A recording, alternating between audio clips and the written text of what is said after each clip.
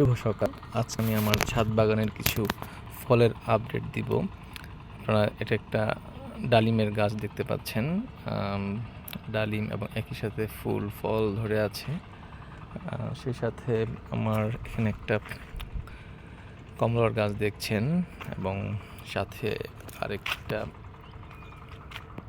বেদানা বা আনার, উন্নত জাতের আনার, এবং সাথেই দেখতে পাচ্ছেন আমরা এটা একটা 12 মাসি আমড়ার গাছ। একই সাথে মাশাআল্লাহ ফল এবং ফুল দুটোই ধরে আছে। আরেকটা ইন্টারেস্টিং থিংস, আজকে এখানে আরেকটা আনার গাছ, আনার ধরে আছে। আর আরেকটা খুবই এক্সাইটেড, এবং আজকে আমি সেই দুটো পেয়ারা হারভেস্ট করব।